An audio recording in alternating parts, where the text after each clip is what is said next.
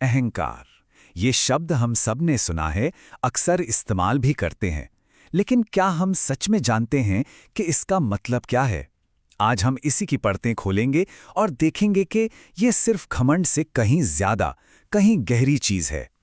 तो सवाल यही उठता है, क्या अहंकार का मतलब सिर्फ घमंड है, या फिर ये हमारे अंदर चल रही किसी और गहरी चीज का बस एक इशारा है, एक लक्षण? चलिए इसी सवाल की तह तक चलते हैं और इसके असली चेहरे को समझने की कोशिश करते हैं। तो सबसे पहले चलिए अहंकार को एक नकाब की तरह देखते हैं। लेकिन सवाल यह है कि ये नकाब है किस चीज का? असल में ये उस चीज का नकाब है जिसे हम सबसे ज्यादा दुनिया से और शायद खुद से भी छिपाने की कोशिश करते हैं। तो सबसे जरूरी बात जो हमें समझनी है वो ये है, अहंकार असल में ताकत की निशानी नहीं है, बल्कि ये तो हीनता को, एक तरह की इंफीरियॉरिटी को छिपाने का एक तरीका है।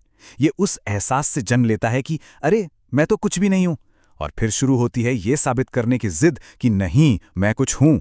अब सवाल ये है कि ये हीनता की भावना आती कहां से है? ज्यादातर इसकी जड़ें हमारे बचपन में होती हैं, जब हमें बार बार ये सिखाया जाता है कि तुम जैसे हो वैसे काफी नहीं हो, तुम्हारा होना मायने नहीं रखता, तुम्हारा कुछ करना, कुछ बनना मायने रखता है। बस यहीं से महत्वाकांक्षा का, एम्बिशन का वो खेल शुरू हो जाता है। अब ये जो मेटाफर है ये बहुत ही कमाल का है। अहंकार को आप ऐसे समझिए जैसे किसी घाव पर फूल रख दिए हों। अंदर का खालीपन, अंदर का वो घाव जितना गहरा और बड़ा होगा, उसे छिपाने के लिए उतने ही ज्यादा फूलों की जरूरत पड़ेगी, मतलब उतना ही बड़ा अहंकार चाहिए होगा। तो ठीक है, अहंकार है, लेकिन इसे ताकत कहां से मिलती है, इसे फ्यूल कहां से मिलता है? ये मिलती है एक कभी ना खत्म होने वाली दौड़ से। एक ऐसी दौड़ जिसमें हम लगातार जाने अनजाने में खुद को दूसरों से कंपेयर करते रहते हैं। अहंकार का ईंधन ही है तुलना, कंपैरिजन। जब हम किसी से आगे निकल जाते हैं तो एक छोटी सी पल भर की खुशी मिलती है, लेकिन जैसे ही कोई हमसे आगे निकलता है हमें गहरा दुख होता है। और इस रेस में, इस दौड़ में हमेशा कोई ना कोई हमसे आगे होगा और कोई ना कोई पीछे। तो ये एक ऐसा चक्र है जो कभी खत्म ही नहीं होता। और ये बात कितनी सच है ये उदाहरण कमाल का दिखाता है। नेपोलियन को ही ले लीजिए, लगभग पूरी दुनिया जीत ली उसने, लेकिन वो अपने 5 फीट 5 इंच के कद को लेकर हमेशा परेशान रहता था। सोचिए, जब भी वो किसी लंबे आदमी को देखता तो उसे अपनी सारी जीतें बेकार लगती और वो अंदर से छोटा महसूस करने लगता। ऐसा ही एक और बड़ा मजेदार उदाहरण लेनिन का है। पूरे रूस का भाग्य बदल दिया, लेकिन उसे हमेशा अपने छोटे पैरों की फिक्र रहती थी।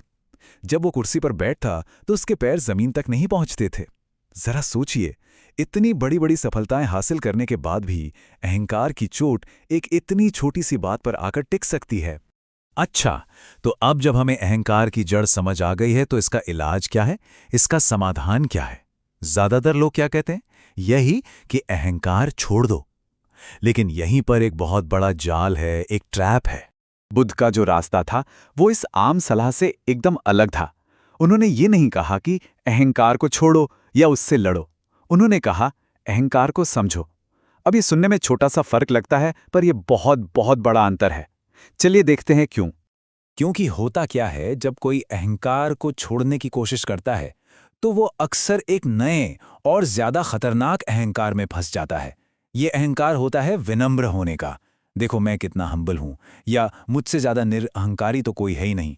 ये भी तो अहंकार का ही एक बदला हुआ रूप है, शायद पहले से भी ज्यादा खतरनाक। तो अगर अहंकार को छोड़ना, उससे लड़ना, ये सब जवाब नहीं है, तो फिर असली रास्ता क्या है? इसका जवाब असल में उस भावना को गले लगाने में है जिससे हम पूरी जिंदगी भागते रहें। इस पुरानी कहानी से ये बात और साफ होगी। एक योगी था, उसे एक चूहे पर दया आई। उसे बचाने के लिए उसने उसे बिल्ली बना दिया। फिर बिल्ली को कुत्ते से बचाने के लिए चीता बना दिया। फिर चीते को दूसरे शेर से बचाने के लिए उसे एक ताकतवर शेर बना दिया। हर बार वो उसे बड़ा और मजबूत बना रहा था। ठीक वैसे ही जैसे हम अपने अहंकार को दूसरों से मुकाबला करने के लिए बड़ा करते जाते हैं। लेकिन कहानी के अंत में क्या होता है? वही शेर अपने बनाने वाले उस योगी पर ही हमला कर देता है। तब घबराकर उस योगी को मजबूरी में कहना पड़ता है, पुनर्मूषिको भव, मतलब तू फिर से चूहा बन जा। और वो शेर वापस चूहा बन जाता है।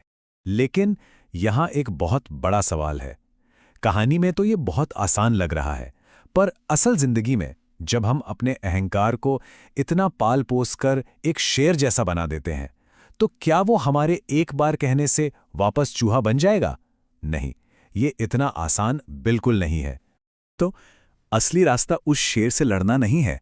असली रास्ता है उस शून्यता, उस कुछ ना होने के एहसास को स्वीकार करना, जिसे छिपाने के लिए ही तो हमने ये पूरा अहंकार का शेर खड़ा किया था। जब हम उस शून्य से ही राजी हो जाते हैं तो फिर अहंकार की जरूरत ही खत्म हो जाती है, उसका कोई काम ही नहीं बचता। और जब हम उस शून्य को, उस खालीपन को स्वीकार कर लेते हैं तो एक बिल्कुल नई दुनिया के दरवाजे खुलते हैं। एक ऐसी दुनिया जो तुलना, कंपैरिजन से बिल्कुल परे है, जहां हर कोई बस अपने आप में यूनिक है।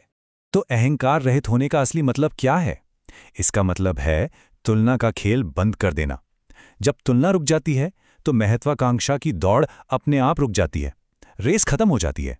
इंसान बस वैसा हो जाता है जैसा वो है, और वो खुद को वैसे ही पूरी तरह से स्वीकार कर लेता है। इस बात पर जरा गौर कीजिए, दुनिया में अरबों लोग हैं, लेकिन हर किसी के अंगूठे का निशान, उसका थंबप्रिंट सिर्फ उसका अपना है, किसी और से नहीं मिलता। मतलब हर कोई अतुलनीय है, इनकंपेरेबल है, किसी के जैसा कोई पहले कभी नहीं था और ना कभी होगा। तो फिर तुलना किस बात की? प्रकृति को देखिए, पेड़ों में कोई अहंकार नहीं होता, ना पहाड़ों में ना पक्षियों में। ऐसा क्यों? क्योंकि वो जैसे हैं बस वैसे हैं।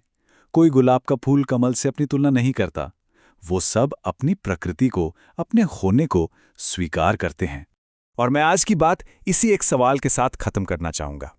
जरा एक पल के लिए सोचिए, अगर किसी की जिंदगी से हर तरह की तुलना हटा दी जाए, कोई किसी से आगे नहीं, कोई किसी से पीछे नहीं, तो वो व्यक्ति कौन होगा?